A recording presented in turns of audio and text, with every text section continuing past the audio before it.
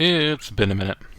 Between the new school year starting and all the business that goes along with it when you're faculty, and then also technical difficulties that happened at the worst possible time with a video that was already really complicated, yeah, I've been too busy to upload anything new other than live streaming The Long Drive. Still, I haven't quit, and I plan to continue making videos. Anyway, fallacies are usually attributed to philosophy. You know, like logical fallacies such as affirming the consequent or denying the antecedent. However, when it comes to writing fiction, there are a few basic fallacies that many new writers might find themselves using by accident. Namely, the three most common are sentimentality, frigidity, and mannerism. Today, I'm going to be discussing them and how to avoid them in your own writing. First, let's take a deep breath and consider what a fallacy for fiction even is. After all, it can be easy to think that, because it's something made up by the author, there isn't any such thing as a fallacy, but that is simply not true. Fiction still relies on the fundamental usage of language to communicate information to tell a story, even if the information itself isn't something that actually happened. As such, the fallacies we are talking about today directly affect the communicative aspect of fiction and harm the reader's ability to understand the story. Sentimentality occurs when the author, in narration, praises a character which shouldn't tell the reader what to feel directly at all. Consider the following example. John is way too smart for all of Nathan's tricks. He's well studied enough to know that Nathan's lie is just that, a lie. It's just one of the many reasons he's the best student in the department. While exaggerated for effect, the small paragraph demonstrates sentimentality. John hasn't really done anything to warrant praise, and it's not even other characters that seem to love him so much but the author. It's the narration that's holding him so high. That's what separates sentimentality from something like the Mary Sue trope. A Mary Sue is within the story, but sentimentality is a way of writing the narrative that puts the author between the story and the reader. Something to note is that the author's intention should be to tell the story in such a way that the story operates on its own. The reader should come to their own conclusions about characters based on the way they interact with other characters. Traits need to be displayed by John in scene so the reader can observe him on their own. The main issue here is reader confusion. Readers will wonder why a certain character is venerated by the narration itself because that's not how stories tend to work. There is a certain level of awkwardness that just hangs on stories written with sentimentality. Imagine hanging out with your friend, but no matter what you do while you're with them, that friend is telling you about another friend that's even better or is more cared about. Not a perfect metaphor, I know, but it's the same kind of idea. Characters are supposed to interact with each other, and the author is just supposed to narrate what is going on. The author is not supposed to explain their own opinion about characters. The only exception to that is a story with an intentional character narrator, especially if they are unreliable, but for the most part, the author can't put their own opinions in narration. Another problem is efficiency. If the narration is spending valuable words on complimenting a character, then the author clearly does not value page space and reader's time enough. It stalls the progression of the story for a cheap attempt at trying to manipulate character development into existence.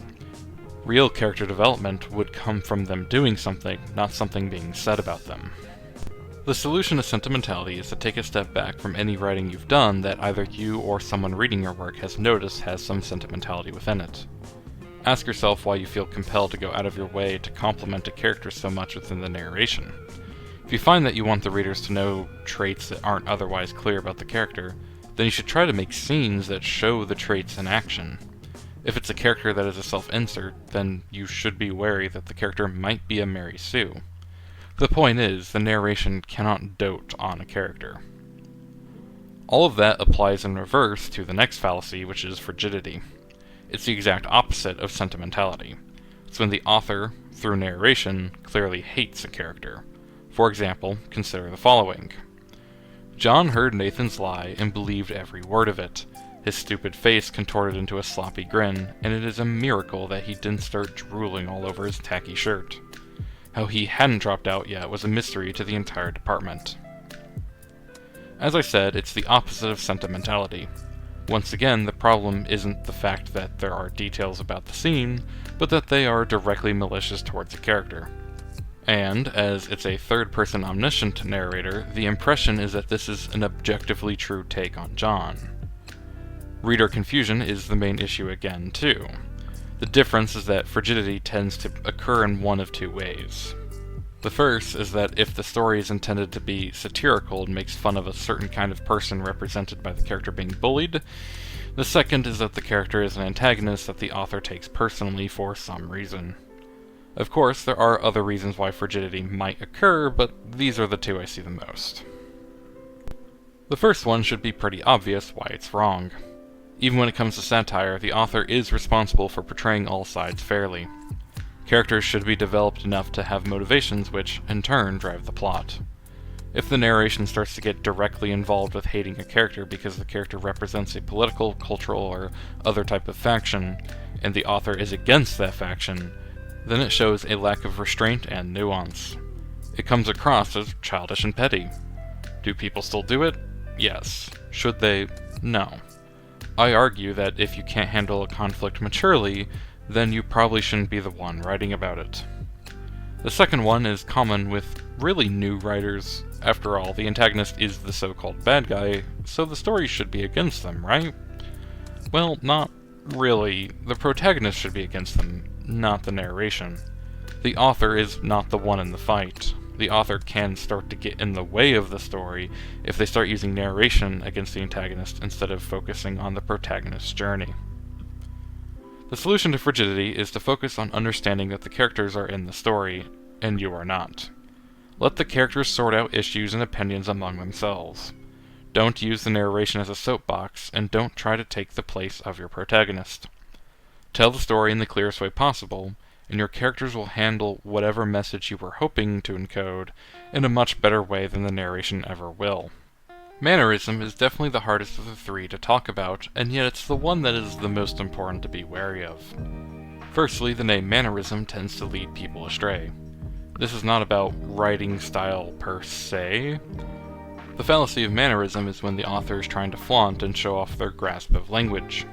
Examples include using the longest, most unknown synonyms for every possible word, extremely long sentences that go on and on for no reason other than for the author to use every adjective they know, and the resulting story is so self-pretentious that it could cause a black hole. I tried to come up with an example, and then I decided it wasn't gross enough. So I abused thesaurus.com and wrote another one, and I decided it still didn't have enough mannerism. So I thought about it, and decided I needed something so disgusting to read, any human writer would be unable to type it. So, in other words, I shoved that sentence into ChatGPT-4, and told it to let it rip. As John listened to the ceaseless, ever-flowing torrent of words spilling from Nathan's lips, his mind became an intricate maze of contemplation, enraptured by an insatiable longing to dissect every syllable with the precision of a master architect. Like a grand edifice teetering on the precipice of collapse due to the insidious presence of a single treacherous brick, John sought, with a fervor only the truly vexed can know, to unearth the deceitful thread cunningly woven within the elaborate tapestry of half-truths, a thread that, once pulled, would unravel the very fabric of Nathan's carefully constructed reality, thus bringing his offenses to the cold, unforgiving light of truth. I really wanted to throw up reading that out loud. Still, I hope you can see the glaring issues. The plot really isn't moved forwards. John's character isn't even developed all that much because the same effect could have been as simple as John listening closely to Nathan to catch his lie. Don't get me wrong, flowery language has its place, but you have to show a little self-restraint. I mean, just look at the number of commas in this monstrosity. I've committed a sin here. The thing is, if you're a new writer, it can be easy to see how novels were written until the early 20th century and think that adapting your style to match those conventions will make you seem like a better writer. However, it's worth mentioning that the better novelists of old still knew how to be clear in their writing. Mannerism doesn't make anything clear. Adding words just to add words only makes everything verbose like those memes that used to be popular. At the beginning of the video, I said that language conveys information. The information in a story can be fictional, but it's still information and the author still has to convey it. Every word has to hold some of the weight of the story, So if there are overly long-winded sentences that do little or nothing to develop any part of the story, then as I said earlier, the story is not respecting the reader's time. Additionally, nobody reads a story to learn how extensive an author's vocabulary is. Characters can use special language if it makes sense for them to do so, but the narration should be accessible enough to understand by anyone. Now, don't misunderstand this as me saying that you have to leave your writing sparse. Carnal detail is very important, but you can have very detailed writing that exacts the scene and the characters within it, without trying to find words to stump the readers. A good way to check if your story has mannerism is if you used a word and then later replaced it with a new word you looked up because you thought it made you look smarter. Some new writers actually like mannerism to the point where they recognize they do it, but defend it by saying it's just the way they write. Alright, fine. But don't come crying to other writers when your stories are never accepted for publication. Or if they are, an editor immediately starts cutting large chunks of words out and replacing them with more straightforward lines.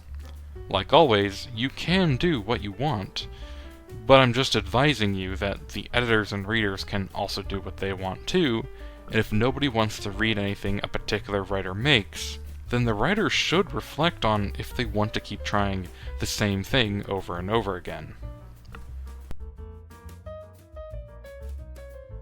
Ultimately, not unlike the other two, mannerism can be solved by just raw experience. As you develop your writing style, various proofreaders are going to tell you the things they like and don't like about your writing, and you're going to refine your abilities enough that things like mannerism go away on their own. So, until next time, keep writing.